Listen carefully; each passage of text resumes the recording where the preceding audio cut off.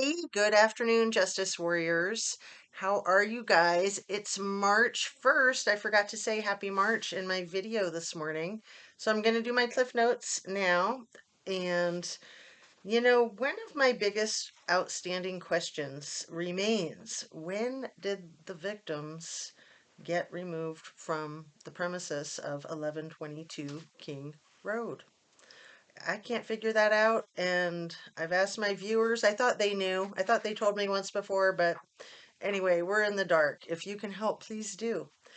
I recommended in the description of my video this morning two videos. One from a channel that's new to me called Seeker of Truth, and one from Southern Logic, which is a wonderful channel, and it's his most recent video. Seeker of Truth's video is about Kylie Rodney, and the Southern Logic video is about the Idaho 4. So I highly recommend both of those. Another link that I put in the description is to some of the information that I made mention to about the Olympia, Washington satanic sheriff case from 1988 was when Paul Ingram was sentenced.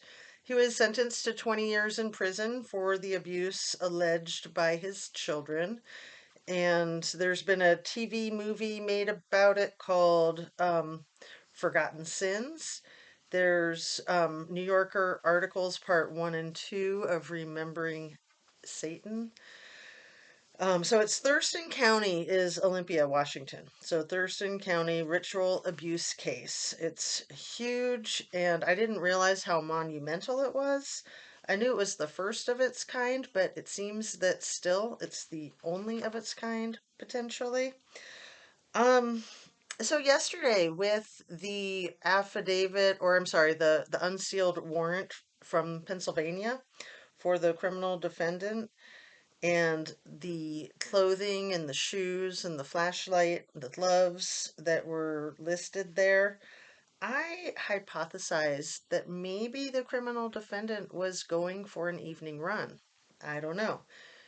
I do not know, but because he had his shoes on, because he had a flashlight, and because he has a history of running in the evening, we know about that, right? Um, you know how in the Kylie Rodney case there was like the 10:30, another 10:30. I remember Upchurch had a really good video. Another 10:30? What? This case, we have a lot of fours. We have the 4 a.m. DoorDash, the 4 a.m. everyone was in their rooms or asleep, the 4 a.m. crimes began, the 4 p.m. the two detectives showed up, the lead detective, Corporal Payne, and then his cohort, the sergeant. And then it happened on the 13th, which we all know if you add 1 and 3, what you get, correct? So weird, just the whole thing with numerology and these Titanic cases. I love that I came up with that new thing in my video to call these things that we don't want to speak of the Titanic instead of the one that starts with an S. So, you know, there were people, and myself included, that were suspicious of the Idaho 4 case when it first happened, that it was almost like the news media was trying to steal the thunder away from the Kylie Rodney case. And, that was one of the reasons why I was very reluctant and hesitant to pay attention to it, was it seemed like so far-fetched. I don't know. I just don't know. But the whole thing is very far-fetched. The whole thing with the survivors summoning their friends and then the police chief referring to it like it's just a normal thing to summon your friends hours before you summon help in a life-threatening situation.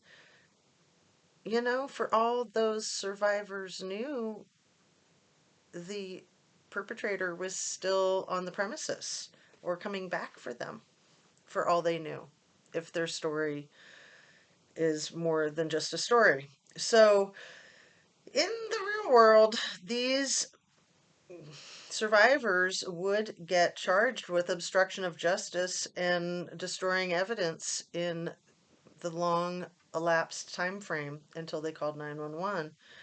I did have a viewer mention a couple brands of Nikes that she said had treads on the bottoms that were similar to Vans. And I looked them both up, and from far away, it does look like a diamond shape, but when you get closer on the screen, it doesn't. So I don't think that the latent shoe print that looked like a Vans shoe print, I don't think that that has any relationship to the Nikes that were listed in um, the warrant, the unsealed warrant from yesterday. So, you know that Bethany, one of the survivors, is from Reno, and that's not what we call a coincidence. That's what we call a synchronicity, right? And my other big thing that I spoke about is how it's nice to have a variety of opinions and voices. The last thing any of us need is an echo chamber when we're trying to have an intelligent discussion and learn something. So, please express yourself and know that you are supported in your ideas, even if they're very different from other people's ideas. And no one should be attacking anyone for what they believe or what they think. We are all free to have our own opinions and to express our own opinions. So that's really important. Everything I say is simply my opinion. It's simply for the sake of conversation, hoping to open up a discussion and hoping to be educational. It's made specifically for YouTube, which is an entertainment platform. And please hit that like button, share, and subscribe if you feel so inspired.